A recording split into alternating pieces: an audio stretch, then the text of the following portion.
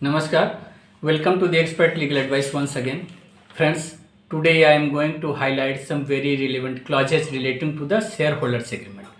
So first we have to understand what is a shareholders agreement. Friends, shareholders agreement is a written contract among us the company and its shareholders detailing their rights, duties and obligation for running the business operation of the company smoothly. It operates together with the Articles of Association but remain independent, customizable to suit the shareholders' precise agreement.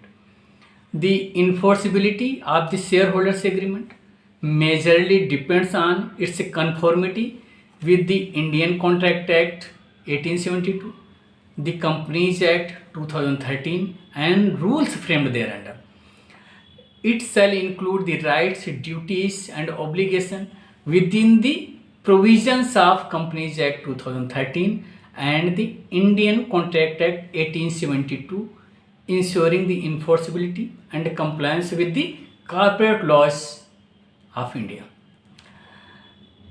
As per the judgment of the Supreme Court of India in the matter of V.B. Rangaraj versus V.B. Gopalakrishnan and others, the clauses of the shareholders agreement shall not conflict with the articles of association of the company.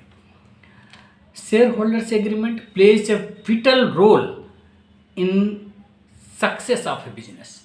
Apart from various other clauses, following clauses should be clearly defined, discussed, negotiated and inserted in the shareholders agreement. Number one, conflict resolution mechanism. Conflict resolution mechanism should be clearly defined and provided in the shareholders agreement so that in case of any dispute between the shareholders or company management, that dispute has to be negotiated and resolved amicably or as per the framework provided in the shareholders agreement.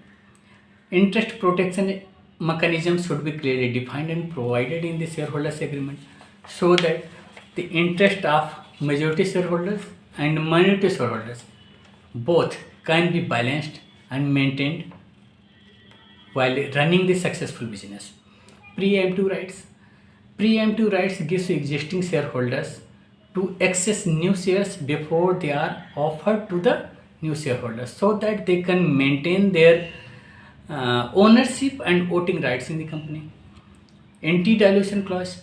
Anti-dilution provision protects investors from dilution of their equity.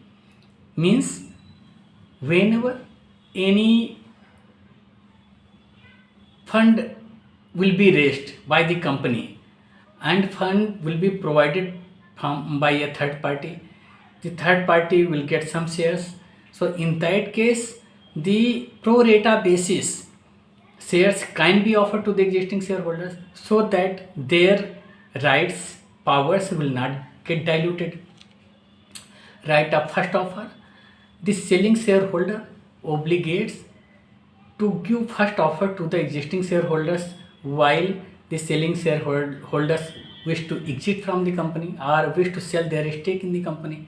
So before offering the shares to outsider or third person, the selling shareholder under obligation to offer their shares to the existing shareholders of the company. Right of first refusal. Right of first refusal is a clause that gives right to the existing shareholders to buy the shares from the selling shareholders once the selling shareholders has received an offer from a third party. Means if the selling shareholders has received an offer from a third party, then the share has to be offered to the existing shareholders by the selling shareholder before selling to the outsider. And once the existing shareholders decline the offer, then the selling shareholder is free to sell their shares to outsider. Tag along right.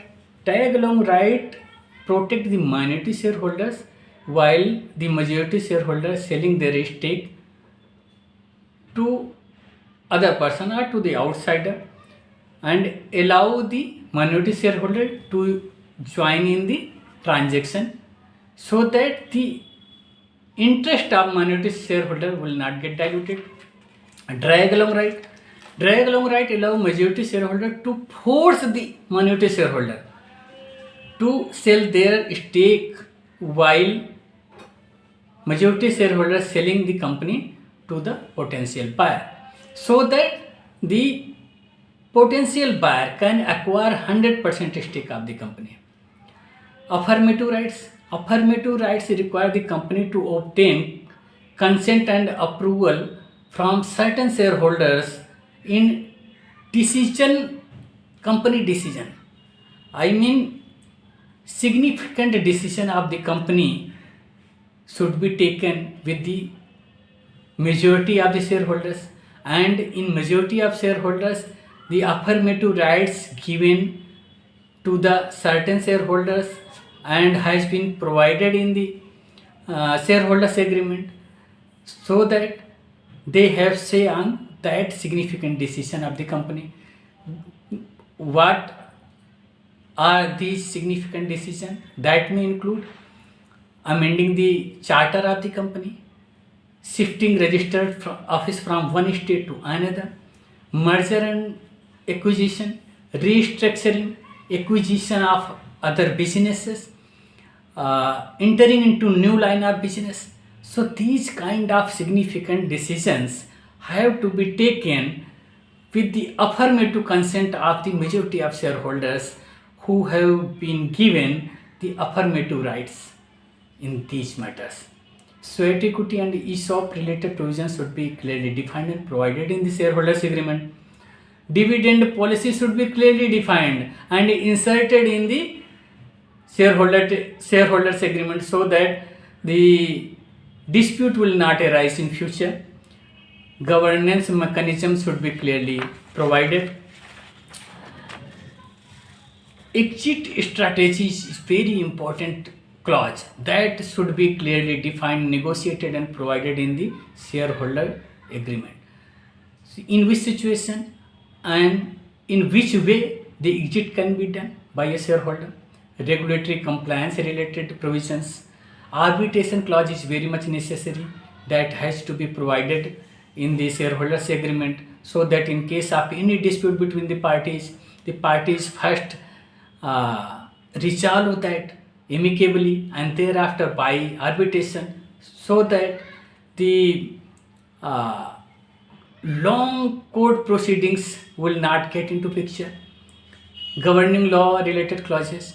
So all these clauses are very much necessary in the shareholders agreement and have to be very carefully negotiated and defined to protect the interest of minority and majority shareholders, to running the business smoothly, to achieve the ultimate goal of the company. Therefore, I can say a well drafted and comprehensive shareholders agreement enhances investors' confidence by showing a well managed and low risk opportunity in the company. So I would like to say, if anyone have any query or issues in this regard relating to the shareholders right, relating to the shareholders agreement, he can contact me. I will certainly help and advise you in best way. Thank you so much. Thank you so much.